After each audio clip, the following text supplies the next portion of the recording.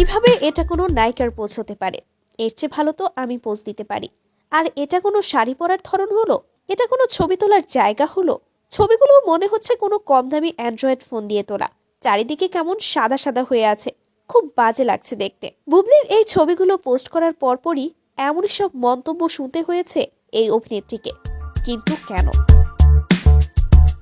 অভিনেত্রী শবনম বুবলি বেশিরভাগ সময় নিজেকে খুব সাধারণ রাখতেই পছন্দ করে। তাকে দেখা যায় না উচ্চবিলাসী জামা কাপড় পরতে কিংবা রং ঢং করতে। আর পাঁচটা সাধারণ মানুষের মতোই সে নিজের জীবন যাপন করার চেষ্টা করে। আর এই নিয়েও মানুষ মুখ খুলতে ছাড়ল না। বিজয় দিবসের তার এই ছবিগুলো পোস্ট করতেই মানুষ নানা ধরনের নেগেটিভ মন্তব্যে ছেয়ে দিয়েছে তাকে। যদিও অনেকেই আবার প্রশংসাও করেছে, তবে নেগেটিভ মন্তব্যের সংখ্যাই যেন একটু বেশি পাওয়া যাচ্ছে। সে যাই হোক বন্ধুরা, আপনাদের কাছে কি মনে হয় বুবলিকে কেমন লেগেছে? আর তার এই সাদাসিধার সাধারণ জীবনযাপন আপনার কাছে কেমন লাগে? নায়িকা হওয়ার কারণে সাধারণভাবে জীবনযাপন করাটা কি তার জন্য পাপ? অবশ্যই সেটা কমেন্ট করে জানাতে ভুলবেন না কিন্তু।